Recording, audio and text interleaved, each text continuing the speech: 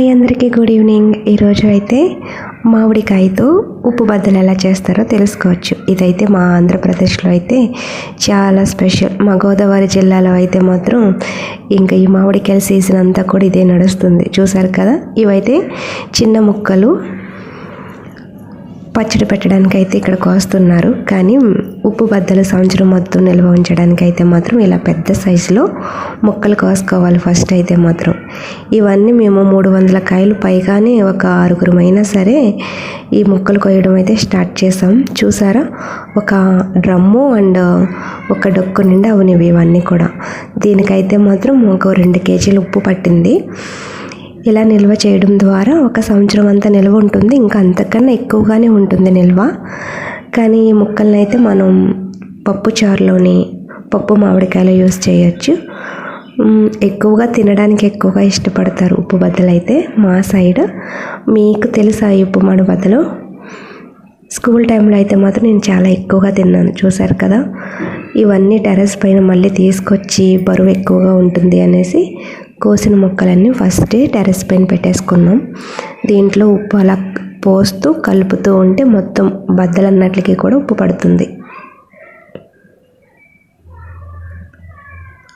అడుగు వరకు పెట్టాలి. ఉప్పు మొత్తం కూడా పట్టాలి అంటే కింద నుంచి మొత్తం కలుపుకుంటూ రావాలి. ఇదైతే డ్రమ్లో వేస్తున్నాం, ఎందుకంటే ముక్కలు ఎక్కువగా ఉన్నాయి కాబట్టి ముక్కలన్నీ పట్టడానికి డ్రమ్లో వేస్తున్నాం.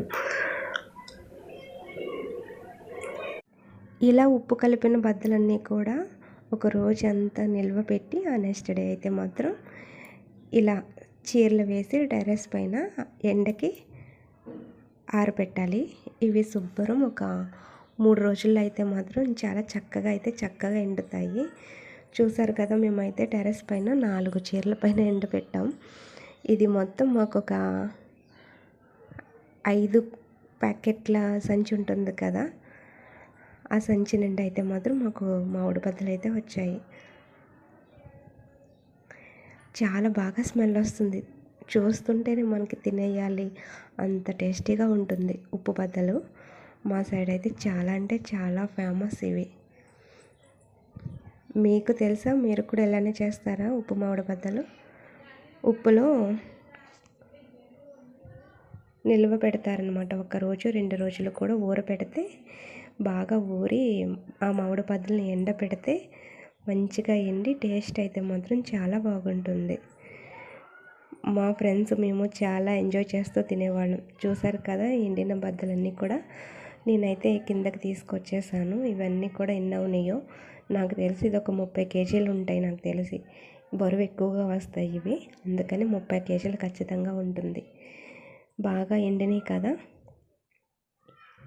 టేస్ట్ మాత్రం చాలా అంటే చాలా బాగుంది. ఉప్పు కూడా అంతా కూడా సరిగ్గా పట్టింది.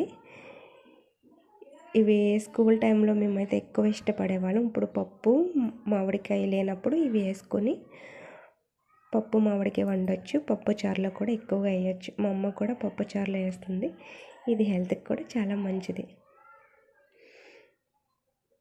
మీ అందరికీ కూడా ఈ వీడియో నచ్చింది అనుకుంటున్నాను. మీ ఫ్యామిలీలో కూడా ఇలాంటి ఉప్పు మామిడి బద్దలు చేస్తారేమో ఒక కామెంట్ పెట్టండి. ఇక్కడ వరకు వీడియో చూసినందుకు thank you so much. Please like చేయండి, షేర్ చేయండి, సబ్ చేసుకోండి. Thank you so much. Bye friends, అందరికీ కూడా థ్యాంక్ యూ సో మచ్.